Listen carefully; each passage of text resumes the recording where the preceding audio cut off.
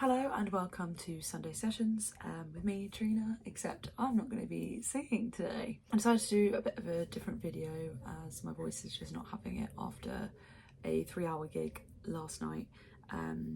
Very high energy songs, it was for a party, so yeah, I just wanted to talk a little bit about that, like about vocal exhaustion and vocal health, and just kind of create an open space to talk about it, and hopefully some other singers will find this and also can have a little discussion in the comments or whatever about your experiences with it, because I think it's just kind of not talked about, and some of the things I'm going to talk about I kind of didn't really know were even things until I encountered them myself.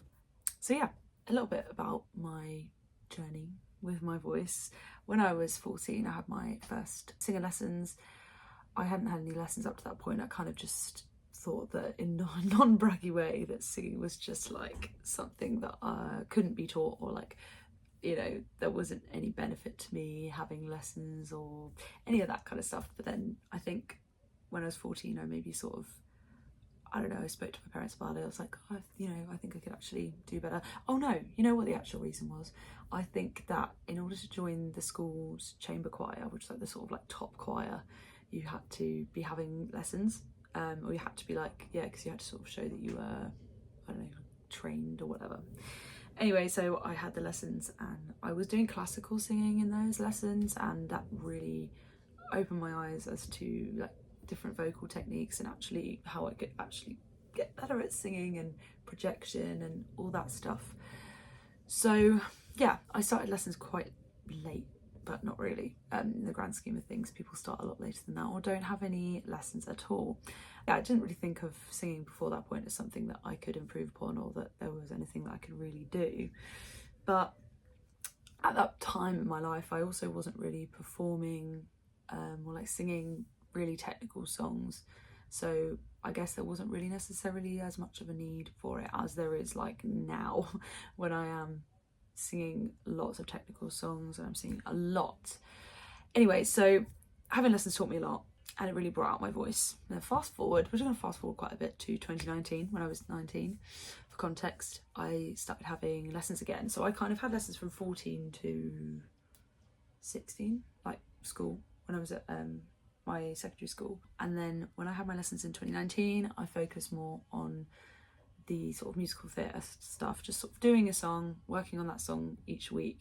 And again, this really helped me. I think doing those more like classical theatre kind of tailored songs and lessons actually really helps you practice technique, because these songs tend to cover like a lot, and musical theatre as well, especially like modern musical theatre, is kind of quite closely linked with pop, in my head anyway, in my mind, like a lot of pop rock kind of stuff. So it's very transferable. Sorry, I keep touching my hair. I haven't really brushed it. Well, I have brushed it, but anyway, moving on. So yeah, I was at that time, I think I was singing quite healthily, but I was also at uni and I was drinking a lot and scream shouting a lot. So I actually don't think my voice was at its peak, but I was still, again, I wasn't singing that much except when in the club. But I was not performing as much as I do now. So anyway, that's the kind of background sort of story. In 2022, I want to say, I think that's right, I started taking singing like seriously, like I wanted to make a career out of it. So I started doing gigging in pubs and busking. So this is where there was a bit of a shift, because I was going from not really singing that much to singing for like 3 hours a day on the days that I was gigging or busking or whatever. And that's not even counting like rehearsal times and things like that as well for gigs. I didn't have any idea how different it would be to go from not singing much at all to singing all the time. So this is when I first kind of started experiencing vocal exhaustion in a way, just feeling like I sound like right now, just exhausted, can't really sing properly, can't really hit notes, and yeah, it kind of wobbled me. I think I got very in my head about it, and I still do now. I get very anxious about losing my voice and not being able to sing and things like that. It's like a whole it's a whole thing, and I'm sure that if you're a singer, you've felt this way as well at certain points. I'm sure, you know, if it's your instrument, it's your instrument, like it's your workman's tools. So when it kind of fails you in a way, you feel like, what am I supposed to do? Like, if I can't sing, I can't earn money. Like, it's a stressful place to be at. It's like an Olympian injuring their leg and not being able to run for a year, something like that. So anyway, I kind of ignored it. It kind of was okay. It was manageable at that point, but I knew that my voice wasn't really thriving all the time, which is fine. We can't thrive all the time, but largely I feel like I ignored stuff I shouldn't have ignored. So in 2023, I sang at a wedding. I was just recovering from a cold and my voice just wasn't really there, but I obviously didn't want to cancel on a wedding at the last minute because it's a very important day for someone, and I didn't really have anyone I could sort of call upon to cover me, which is a bit of a what's the word? I don't know. Lack of, I don't know, preparation from me. It's always good to have other musicians in your like sort of network that you can call upon in those situations. But anyway, I sang regardless. It was an hour and a half set, but it kind of ended up being 2 because it's sort of, if things don't run exactly to time, like you can't count on things running to time basically. So it was about 2 hours, and by the end of the set I was fighting for my life. Like, my voice was just really struggling, and I knew like this is not good. So, but yeah, anyway, I pushed through regardless, and I could not even really speak by the end of the set, and I was like, okay, that's great. I just thought maybe in a few days it will wear off and I'll be fine, it'll all be good.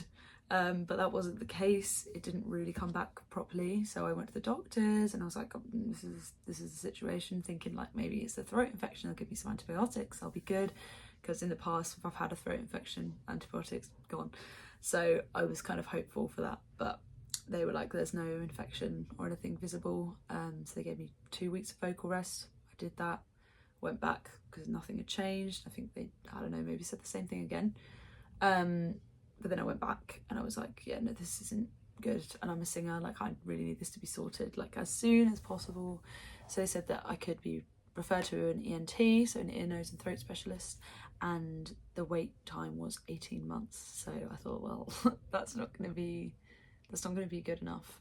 So I did go private for that, and because obviously it's my job, like the cost of going private versus the cost of not earning any money, you know, what one are you going to pick?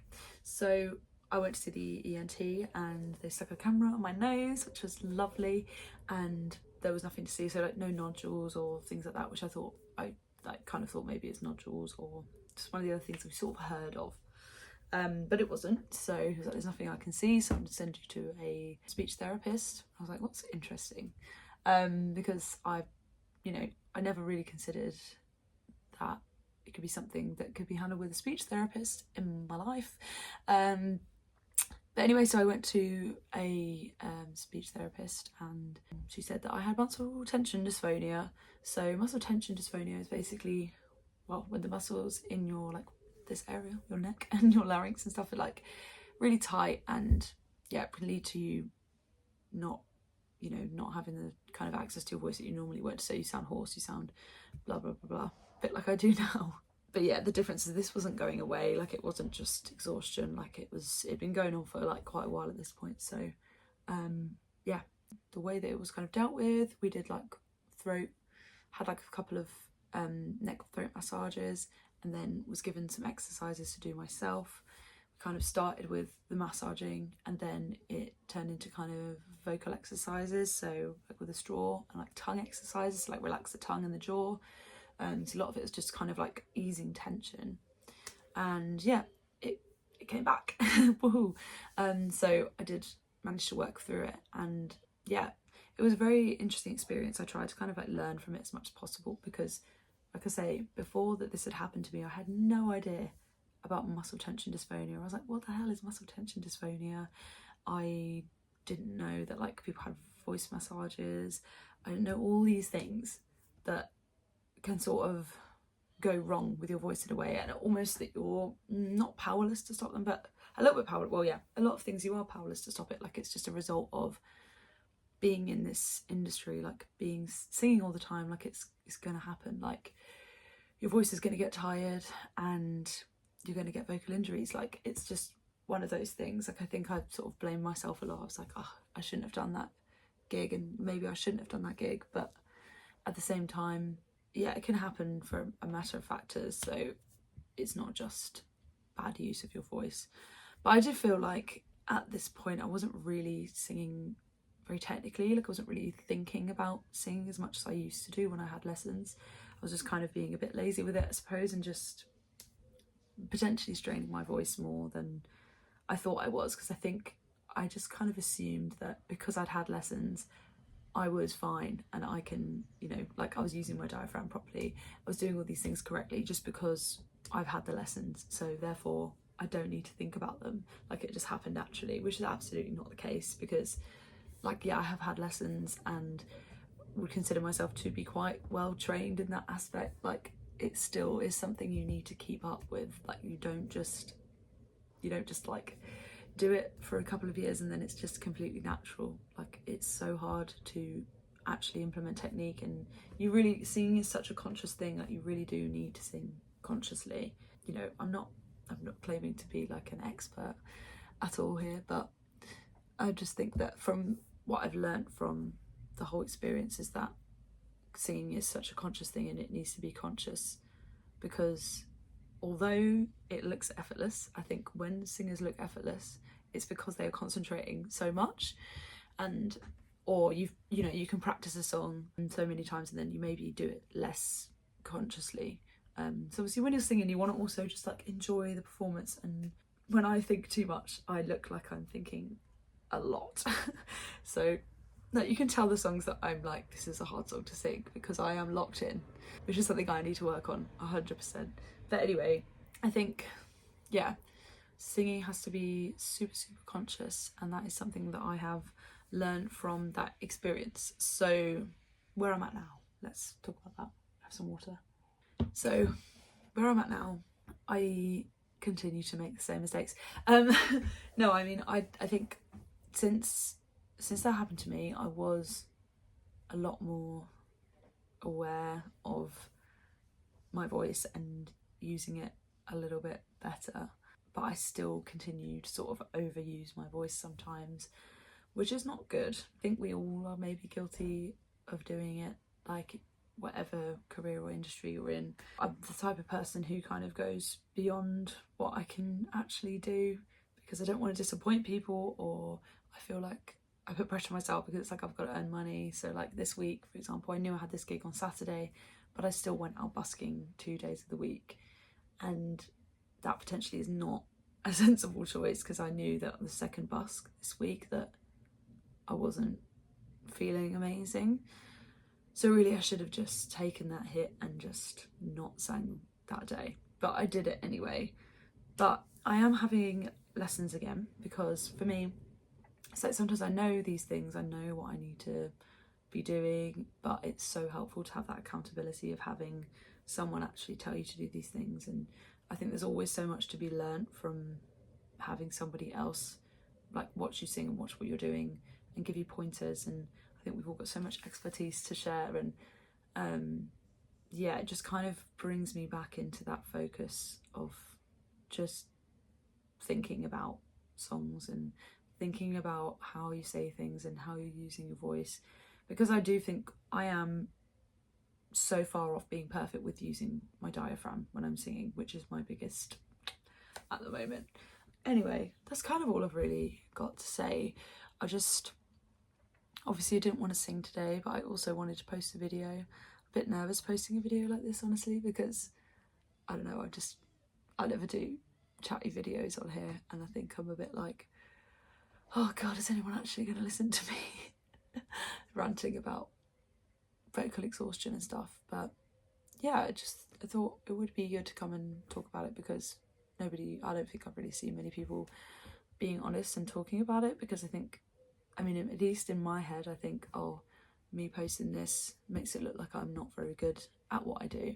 But I don't think that's the case. I think that everybody gets this. You see like a lot of people, a lot of artists touring, they they have to cancel their gigs, and I'm glad that they do that because of, they've been like, I've got laryngitis or whatever, and these things are more common if you do sing a lot, if you're using your voice a lot. And I'm also a chatterbox, so I do use my voice a lot. So yeah, it's just good to have this open conversation. So if you are a singer, or maybe just someone who talks a lot in their job, if you've ever sort of experienced vocal exhaustion or any kind of vocal injury, I'd love to hear about it in the comments and just have a chat. But yeah, just know that if you do feel like you're vocally exhausted or you have any kind of vocal injury, don't worry about it. Been there, done that, still doing it. But yeah, just a reminder to look after your voice and warm up and just, yeah, have a little think. Don't get exhausted. Yeah, I hope this video has been somewhat interesting. I will sing next week. I have loads of songs to sing. I mean, I might post the video midweek because who cares? And I'll still call it a Sunday session. But yeah, enjoy the rest of your weekend, guys. I'll catch you next week. Please like and subscribe, comment and subscribe. Oh my gosh, I always forget this sign off. All that jazz.